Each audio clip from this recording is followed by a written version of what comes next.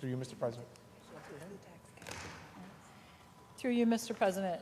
This actually has to do with the tax cap because the city gets reimbursed for Medicaid costs at the same, the same way that counties around the state do. And one of the reasonings, I should say, for helping the counties with the Medicaid growth is that they have the property tax cap, as we know, that puts constraints on the growth of counties' budgets. The city is under no such constraint. And as a matter of fact, the taxes that are collected in the year, every year in the city continue to skyrocket. The city actually is sitting on a very large reserve fund right now. And so the rationale is that the city should not be getting the same benefit as the counties do upstate when the counties are under property tax caps and the city is not. Through you, the sponsor will continue to yield. Sponsor yield? Yes. Sponsor yields. Thank you. I want to move on to a second issue. That is the issue of Health Republic. As all of our colleagues are aware of the failure of that particular company, could you tell me what this resolution says about Health Republic and as it relates to the governor's proposal and what the Senate Republican Conference proposes to be done about this particular issue?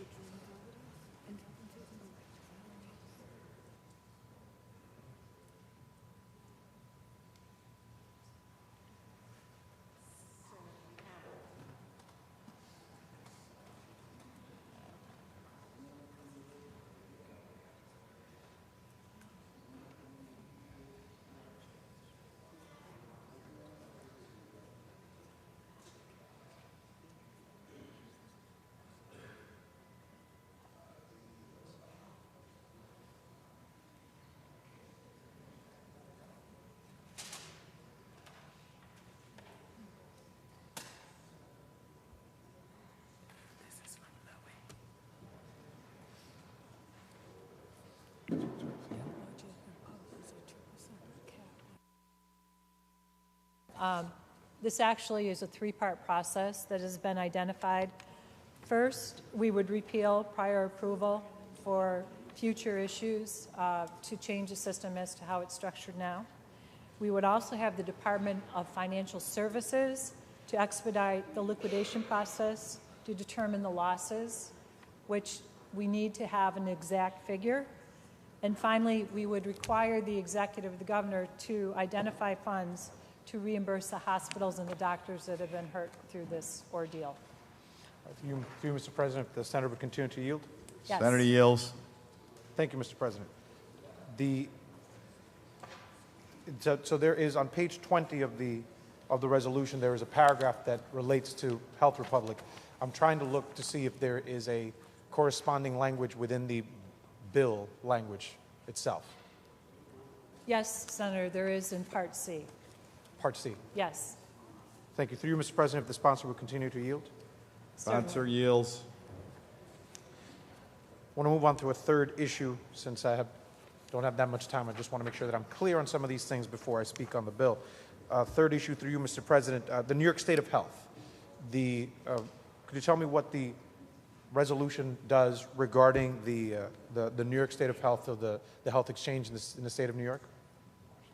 Through you, Mr. President, nothing.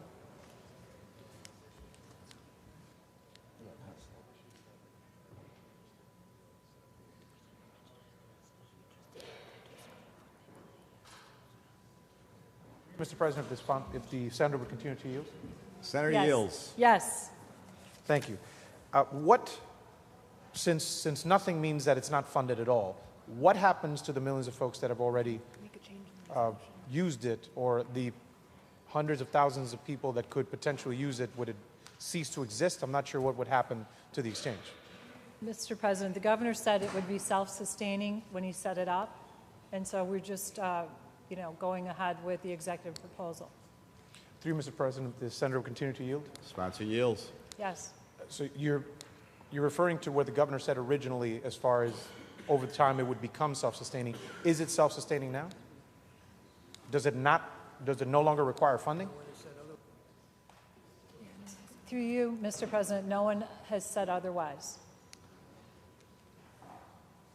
Through you, Mr. President, if the Senate would continue to yield. Sponsor yields. Nobody has said this. I'm trying to understand the phrase.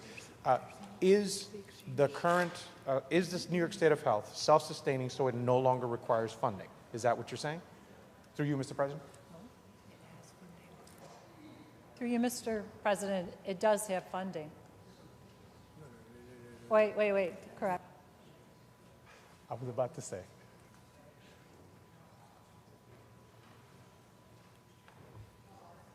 So I've been given a clarification. The enrollment system for the counties has funding, but there isn't any funding for the exchange. Through you, Mr. President, the Senate would continue to yield. Yes. Sponsor yields. So once again, through you, Mr. President, if there is no funding, if this proposal were to be accepted and become law, then the exchange would cease to exist. So that means that what happens as far as the ability of people to be able to sign up in the future? Through you, Mr. President, would it be okay with you if Senator Hannan actually discusses this as chair of the Health Department or We've discussed it many times, I'm sure. Without It would be objection. perfectly fine. Without objection, Chair will recognize Senator Hannan. I presume the question is, what is the future of the exchange? If that's the question, That is the question, Mr. That President. is the question. then the proposal... That is one the question, Mr. President. The not resolution doesn't alter what the executive has done. The executive did not propose really funding the exchange. To the extent they might have tried to do that, it was removed, so we would go along with the absolute words, the words per se that the executive used when they set up the exchange, which was it'll be self-sustaining. Now, along the way, the computer system for enrollment in the exchange is the same mechanics, same computer, as the enrollment system that takes over enrollment for Medicaid from the counties. So that part of it is funded. But the exchange, there's nothing negative about the exchange. It would continue as far as we know. If there's anything that has been done to jeopardize the future of the exchange, I believe, is the basic essential health plan, which took about 200,000 people out of the people covered by the exchange and put them in a separate plan, thereby reducing the total number of people in the exchange. They're still being covered getting their health care, but if you have a per unit cost for people, you've just lowered the number of people covered. Through you, Mr. President, if either senator would yield. Senator Hannan, do you continue to yield? Yes, Senator Hannan will. Senator Hannan yields. Thank you, Mr. President. Moving on to one more issue. The End of AIDS Task Force.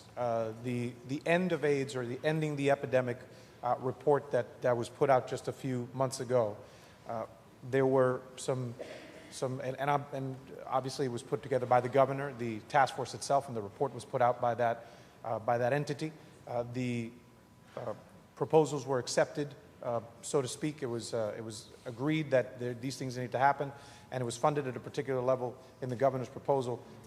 What are the changes, if any, in the governor's in the resolution before us? We have left the funding level at what the governor proposed. Thank you. Through you, Mr. President, if the senator would yield for a few more questions. Senator Hannan, do you yield? Yes. Senator yields.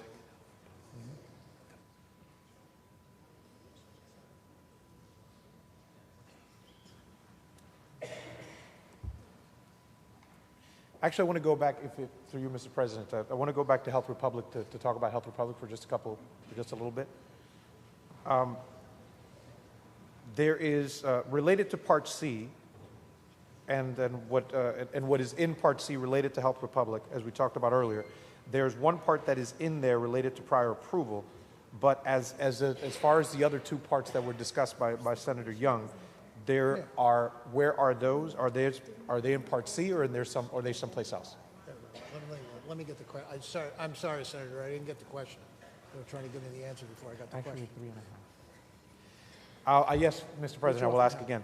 So in Part C, as a reference, as Senator Young referenced earlier, there was part of as far as the proposal to address the Health Republic issue. There are two other ones related to DFS determining losses, and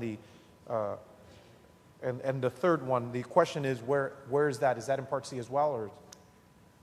it's there. There's three things. If you're going to do the getting rid of prior approval, that's designed to make sure in the future that the same type of circumstance and bad political judgment that led to the bankruptcy of Health Republic doesn't occur again, because we have another mechanism called medical loss ratio, which ensures that people get their money for medical coverage and that there can be a viable vehicle for going forward. That was one. The second is liquidation. You can't move forward with ascertaining people's claims, nor until there's something for them to file. And unless there's liquidation, there's no way for people actually file. The hospitals, the nursing homes, the doctors are left to surveying their members, and hopefully they get an accurate picture that way. But in terms of legality, you really need to have liquidation so people can file claims. And part of the corollary to that is when they make a filing of claims, you have an assertion, you assert what is available as assets to that bankrupt individual, the liquidated individual. So you don't know the assets, so that has to be done as a process. And third, the idea was to take one of the settlement funds that we've had through the largesse of an initiative of Attorney General, and those are one-shot settlement funds, and use one of those as the corpus for the liquidation. Well, thank you, Mr. President. On the resolution. Senator Rivera on the resolution. I thank both Senator Young and Senator Hannan for some of their answers, because I just wanted to clarify. And we could obviously be speaking about this for a very long time, but I have many of my colleagues that want to chime in. So I will only reiterate a few things of the discussion that we just had and actually go back to what some of my colleagues discussed before. First of all, I have to say that ever since I saw the initial governor's proposal related to Medicaid growth for the city of New York, or the Medicaid growth formula, I was appalled, to say the least. I do not feel that there is an actual reason for this. I cannot find it. I'll speak briefly about CUNY, which I think falls in the same category. To say that we are going to cut, because there's no other way to say it, we can call it shifts in cost, but it's really a cut of $180 million just in the first year to basically institutions that provide basic health care to the city of New York is appalling to me, and we need to, and I was hoping that my colleagues would both acknowledge that and include it as the Assembly did in their one-house budget resolution. Unfortunately, that was not the case. There was a few more issues that we talked about. We talked about Health Republic just quickly. I would like to have a conversation with you later, Senator Hannan, because I got to tell you, I didn't find it. The things that you're referring to, I do not see them in there. There is, I see language that refers to the issue, but no real solution to it. And I believe, as we've talked about before, that we all agree that there is so much money that so many services that have already been provided, so much money that the providers are owed. We need to do something in the state to make sure that they stay whole, and that's something that needs to be done. There's a couple of more issues in health, but I'll just I do want to make sure that I mention just a couple of more things in other issues, because I have the opportunity. I cannot express with more strong my strong feelings about CUNY. It is hard for me to stand here and be not visibly angry at the idea that we are going to cut $485 million from a set of institutions that provide education to the people that reside in my district, to the people of New York City. Again, I do not see that there is a real reason behind that, and I find it incredible that this is what we're really talking about. And the fact that, again, that this resolution does not address that and instead talks about these shifts and tries to look for a reason. Certainly, anti-Semitic attacks should not be tolerated. But it seems that if you have institutions or organizations that, for a living, talk constantly about anti-Semitism and fighting it, and they recognize the efforts of CUNY, and they have recognized that CUNY has done a good thing in trying to stop them, and then using that as a reason seems to me to be disingenuous at best. I also believe that regarding the minimum wage, we need to make sure that we implement it. And my colleague, Senator My colleague back there spoke about it at length, so I will not go into it too much more. There are a couple of other issues, but and certainly everything that was said by Senator Squadron back there regarding ethics reform and what we needed to do in this budget resolution, which is not there. I will just, and I'm sorry that I'm going over, I will just again reiterate that there are way too many things in this budget resolution that strike at the heart of the constituency that I represent. And just, it was repeated earlier, $867 million cut to the city of New York. It's unconscionable. I could not vote for this bill, for this resolution in any way, shape, or form. I vote in the negative. Thank you, Mr. President. Senator Latimer. Thank you, Mr. President. Will the Senator yield for some questions on education issues? Yes. Senator yields. Thank you, Senator. Can you outline in very general terms how the Senate majority modifies the executive's budget regarding overall funding for education? Just the skeletal outline of funding. Certainly, Senator. In our one-house budget resolution, the Senate puts forward a year-to-year increase of $1.6 billion, and basically that is comprised of three major things. First of all, it has been this chamber that has fought so hard to fully get rid of the gap elimination adjustment, which members in this House know was passed in 2009 and 10. And it was something that many of my colleagues on my side of the aisle, actually all of them, voted against. Unfortunately, was forced through. It's a fiscal gimmick that basically gives funding to our school districts on one hand, and on the other hand, claws it back, takes it away. It has hurt the learning opportunities for our children across the state ever since it was put into place. And that's why we feel so strongly about getting rid of the gap elimination for good. We include $434 million to fully eliminate the gap elimination adjustment this year, not over 2 years, as the governor would like to do, but fully get rid of it this year. On top of it, we have about $880 million put forward for foundation aid. That's a significant number.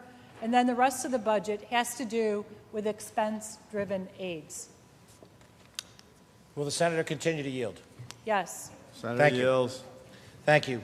The $1.65 billion in the aggregate represents about $700,000 more than the governor's $991 million. And if that is true, and the restoration of GEA, which I have supported and the majority of my colleagues on this side of the aisle have voted for when it's come before us, represents about $244 million additional money in order to fully repeal GEA, out of what appears to be, unless I'm mistaken, $700,000 more in spending. So if that is true, if those numbers are accurate, there's about $450 million additional money, and I'd like to see if you can highlight, Senator, how that $450 million is allocated vis-a-vis foundation aid. Certainly, Mr. President, through you. And so earlier in the discussion, when Senator Krueger got up and spoke and asked questions, we went over this information, but I don't mind going through it again. Basically, we have been able to do several things in regards to the executive budget proposal. And we have cuts that we put forward in spending that he would like to do, and that's to the tune of $45 million in state operations. We also implement $484 million in targeted reductions and reprogramming actions, and those include reestimates, including $35 million from retirement vacancy savings, $300 million from a personal services spending base reestimate. And when you put that with the fact that there was a consensus on the revenue agreement that we just had of $225 million, and as you know, that was a three-way agreement that there was $225 million extra to spend, and also we would put forward $53 million in settlement funds. That gives us the ability to fund eliminating the gap elimination adjustment this year and actually add to foundation aid. Thank you. Will the Senator continue to yield? Yes. Senator yields. Thank you. One of the repurposings that appears to be in this is a elimination of $100 million for community schools. What was the Senate majority's rationale for that elimination? Through you, Mr. President, actually, we don't eliminate it. It's still within the foundation aid formula. If the senator will continue to yield. Yes. So within that foundation formula addition, there is already actually $100 million that would be used for community schools. Is that officially targeted as such, or will that be something that will reduce what non-targeted community school foundation aid would be? Through you, Mr. President, foundation aid is operating aid. So to establish a community school, for example, there's $100 million that could be part of the foundation aid formula, and those are all local decisions. Thank you. There's other questions to be asked, but I'm afraid time being of the essence, I'll just ask one more question with the indulgence of the President and the Senator. The changes to charter school operations in the Senate majority's resolution is rather dramatic. Can you explain what the function and the structure of those changes are?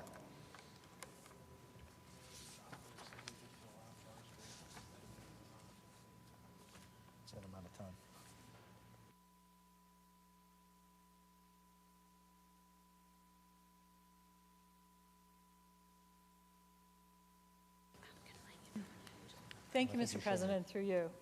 Basically, what the budget resolution would do would be to allow charter schools to continue to operate at a high level and service as public schools children across the state.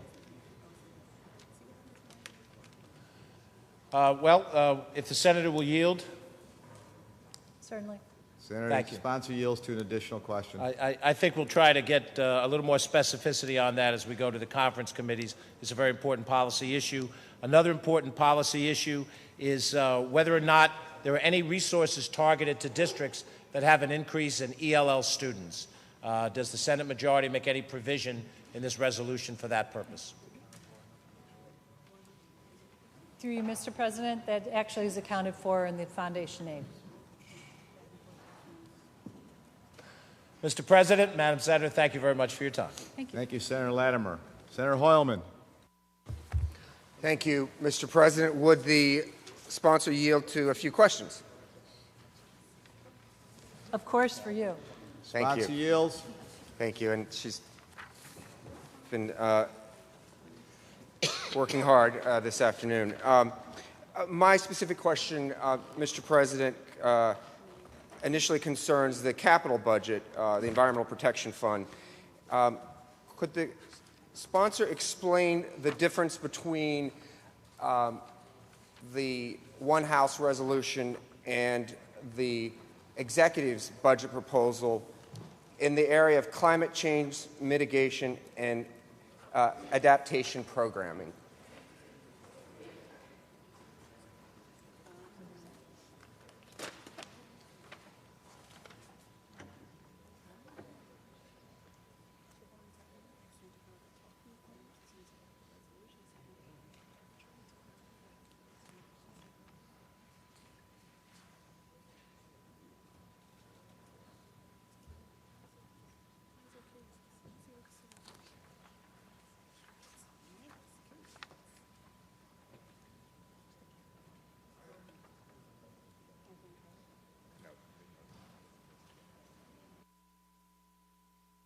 You, Mr. President, and the type is small, so I'm glad I have my glasses on. We made a couple of minor adjustments. Probably the most significant is through adaptive infrastructure, where we took it from 23 down to 72.5. And what we were able to do is shift that money to other priorities that have to do with protecting the environment. Sponsor continue to yield, Mr. President? Yes. Sponsor yields. Thank you. Would the sponsor acknowledge, it seems to me that the climate change mitigation and adaptation program goes from $32.5 million in the governor's programming to about half that under your one House bill, $16,750,000. Do you see those figures? Yes, that's correct. And as I said, that money isn't taken out of the environmental budget. It actually is just used for other priorities that protect and clean the environment. Would the sponsor continue to yield, Mr. President? Yes. Sponsor yields. Would the sponsor acknowledge that, in fact, while the sponsor says this money is going back into environmental programs, it is, in fact, being taken out of the climate change mitigation programming? Through you, Mr. President, you know, I do want to say that there are so many things that are still included under this whole mitigation and adaptation. I think I already answered the question as to where the bulk of the money came out of. It was actually out of the adaptive infrastructure line, and that money is being used under our plan to protect the environment. Would the sponsor continue to yield, Mr. President? Yes. Sponsor yields. Through you, Mr. President, is it the sponsor's position and the conference's position that that it supports the validity of human-induced climate change? Through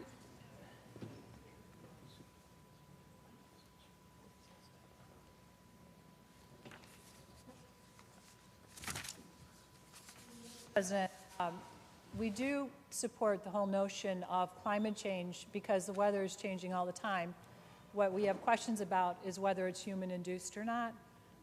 But with that being said, we do feel very strongly and have always prioritized protecting the environment. And that's why you see so many initiatives under our budget plan that works for clean water, clean air, all the things that are important to the citizens of the state. We have initiatives included in our One House proposal that affects all of those very vital endeavors. Would the sponsor continue to yield? Yes. Sponsor yields. Through you, Mr. President. So the sponsor has stated that the conference, the One House budget, does not support the validity, the scientific validity of human-induced climate change. Through you, Mr. President, that is not what I said, so I would appreciate the senator not putting words in my mouth. What we're saying is that we believe there's climate change. At the same time, we are putting forward very many initiatives that protect clean air, clean water, protect the environment, clean up brownfields, for example. All of those initiatives are included in our One House budget proposal. Would the sponsor continue to yield, Mr. President? Yes. Sponsor yields. Through you, I really have to drive this point home, Mr. President. I have yet to hear from the sponsor whether the One House budget and her conference, in fact, support the validity, the scientific validity of human-induced climate change, not climate change that may have occurred due to the expiration of natural gases without man's contribution to that scientific phenomenon. Our One House budget resolution. We have several initiatives, including under the Governor's Climate Change Mitigation and Adaptation, that are included in our One House budget resolution. They're here. They're here in black and white, and that's my answer.